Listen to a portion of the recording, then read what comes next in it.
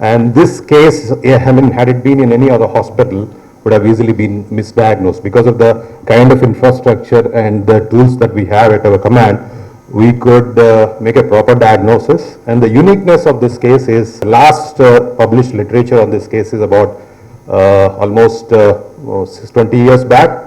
That I'll talk in Telugu also, so that you people can make a better understanding of that.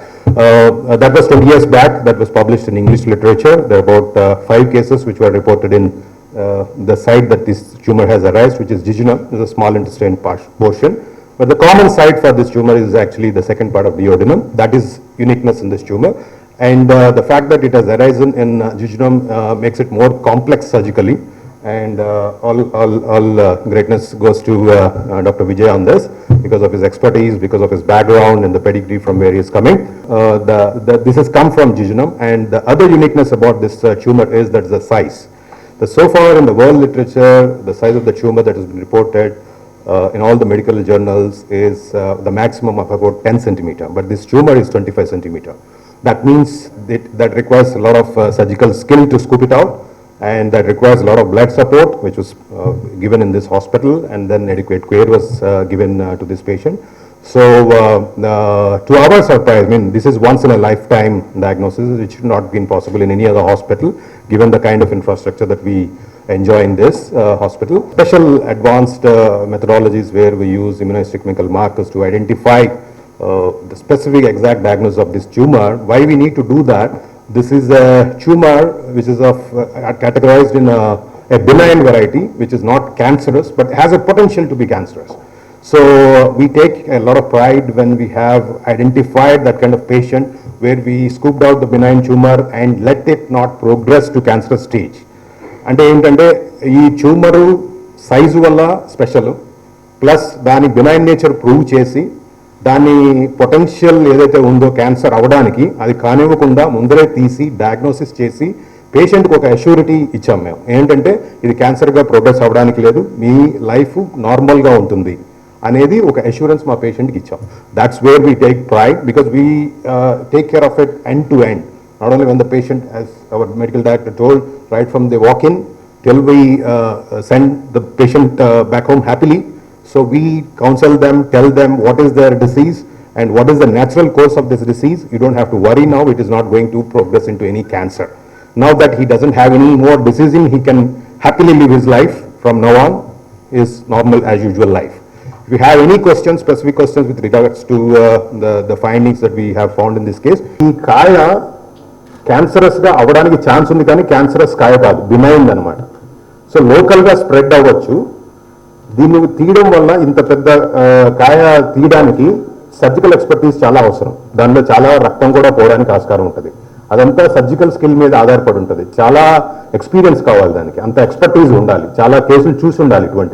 అటువంటి మా doctor గారు అది ఆ కాయను బయటికి జాగ్రత్తగా తీశారు. తీసిన తర్వాత దాన్ని మనం స్టడీ చేసినప్పుడు ఏం తెలిసిందంటే, అది నార్మల్గా 5 సెంటీమీటర్స్ ఉంటుంది. మామూలుగా ప్రపంచంలో అన్ని చోట్ల డిస్క్రైబ్ చేసింది. చైనాలో చేశారు, జపాన్లో చేశారు, ఇంగ్లాండ్లో కూడా చేశారు ఇట్లాంటి సర్జరీస్. అవన్నీ చోట్ల చేసినవి ఒక 5 సెంటీమీటర్స్ వరకే మాక్సిమం చూశారు ఆ డాక్టర్లు. మన దగ్గర మటుకు 27 సెంటీమీటర్లు కూడా ఉంది ఆ ట్యూమర్. ఆ సర్జరీ అంత కష్టమైన సర్జరీ అనమాట. అది తీసిన తర్వాత దాన్ని మనం స్టడీ చేస్తే అది ఒక బినైన్ ట్యూమర్ లాగా ఉందన్నమాట, క్యాన్సరస్గా ఇంకా అవ్వలేదు. సో దానివల్ల మనకు వచ్చిన అడ్వాంటేజ్ ఏంటంటే, పేషెంట్కి మీకు తర్వాత క్యాన్సర్ రాదు, మొత్తం అంతా తీసేసామని చెప్తే ఆయన నెక్స్ట్ ఇంకా హ్యాపీగా you can have his life. లేకపోతే ఏమవుతుందంటే పేషెంట్కి డౌట్ ఉంటుంది, ఇంకా క్యాన్సర్ లోపల ఉందేమో, మళ్ళీ వస్తుందేమో అని.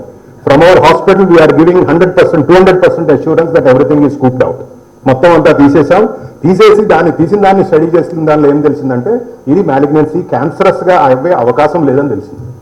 మీకు డయాగ్నోసిస్ పెట్టుకోవాలి అనుకుంటే పేపర్లో రాయడానికి కానీ దేనికన్నా, డయాగ్నోసిస్ ఏంటంటే ఇది జుజునంలో అరైజ్ అయిన గ్యాంగ్లియోసైటిక్ పారాగ్యాంగ్లియోమా అంటారు. అంటే మన బ్రెయిన్లో ఏవైతే సెల్స్ ఉంటాయో ఆ బాడీలో, జస్ట్ లైక్ మనం బాడీలో ఎక్కడ కట్ చేసినా బ్లడ్ వస్తుంది, అట్లనే బాడీలో మొత్తం నరాలు ఉంటాయి. మొత్తం ఏ పార్ట్లోనే నరాలు ఉండాలి. ఆ సెన్సేషన్స్ బాడీకి బ్రెయిన్కి తెలియాలంటే నరాలు ఉండాలి. ఈ ట్యూమర్ ఏంటంటే జుజునంలో ఉన్న నరాలకు సంబంధించిన సెల్స్లోంచి వచ్చిన ట్యూమర్. అంటే అది ఎంత కాంప్లెక్స్, ఎంత డిఫికల్ట్ డయాగ్నోసిస్ కూడా మీరు ఒకసారి అవగాహన చేసుకోండి. అది that is the uniqueness and speciality of this particular case. So దీని డయాగ్నోసిస్ మళ్ళీ ఒకసారి చెప్తున్నాను మీకు. It's called jejunal gangliocytic paraganglioma. కొంచెం టంగ్ ట్విస్టర్ ఇది, తెలుగులో దానికి అనువదించలేను నేను, నాకు తెలియదు అది తెలుగులో. So this is the diagnosis. Jejunal gangliocytic paraganglioma. World లో ఇంత మటుకు 5 కేసులు మాత్రమే రిపోర్ట్ చేశారు. డియోడినల్ గ్యాంగ్లియోసైటిక్ పారాగ్యాంగ్లియోమా అంటే కొంచెం దానికి పైన, అవి అబౌట్ ఒక 150 కేసులు రిపోర్ట్ చేశారు ప్రపంచంలో. And coating authentic medical literature. దేని వల్ల వస్తుందంటే ఇది యాక్చువల్ గా ఆ పర్టికులర్ కణాల్లో జీన్స్ లో వచ్చే చేంజెస్ వల్ల వస్తుంది. ఎనీ క్యాన్సర్, ఎనీ ట్యూమర్ రావడానికి ఏంటంటే జన్యుపరంగా కొన్ని చేంజెస్ ఉండాలి అందులో. ఆ చేంజెస్ వల్ల over a period of time, ఎందుకంటే ఇది ఎప్పటి నుంచి ఇవాళ జరిగింది కాదు, ఇది 10 ఏళ్ల క్రితమే స్టార్ట్ అయింది. కాబట్టి అది స్లోగా ప్రోగ్రెస్ అయ్యేది. కాబట్టి అదే వేరే క్యాన్సర్ అయితే వితిన్ 6 months లో పెద్దగా అయిపోతుంది. దాని rate of multiplication of cells is very high. ఇది బినైన్ కాబట్టి, క్యాన్సరస్ లక్షణాలు లేవు కాబట్టి దానికి 10 ఏళ్ళు పట్టింది రావడానికి. అది ఎప్పుడో స్టార్ట్ అయ్యి నెమ్మదిగా పెరుగుకుంటూ పోయి అది అన్ని చోట్ల తిరిగి ఎక్కడా డయాగ్నోసిస్ అవ్వబట్టక ఇక్కడికి వచ్చిన తర్వాత మనం ఐడెంటిఫై చేసి దాన్ని రిమూవ్ చేసి దానికి క్యాన్సర్గా అవ్వగలిగే లక్షణాలు లేవు అని మనం నిర్ధారించిన తర్వాత విల్ బి వెరీ హ్యాపీ. ఇందులో జరిగిన అంశం అది ఇంకా లేదు. అదే చెప్తున్నాను నేను. అంతా చూసిన తర్వాత, మొత్తం స్టడీ చేసిన తర్వాత ఇది మళ్ళీ రావడానికి ఛాన్స్ లేదు, ఆస్కారమే లేదు. మెడిసిన్లు ఇంకా దానికి స్పెసిఫిక్ మెడిసిన్స్ అంటూ ఏమి లేదు. వన్స్ ట్యూమర్ అంతా బయటకు తీసేసిన తర్వాత, నాన్ క్యాన్సరస్ ట్యూమర్ అది తీసేసిన తర్వాత ఇంకా మెడిసిన్స్ ఫర్దర్గా వాడాల్సిన. వెయిట్ కూడా అంటే సైజు పెరిగే కొద్దీ వెయిట్ కూడా పెరుగుతుంది. ఈ వెయిట్ది ఇంతకుముందు ఎక్కడ రిపోర్ట్ చేయలేదు వరల్డ్ లిటరేచర్.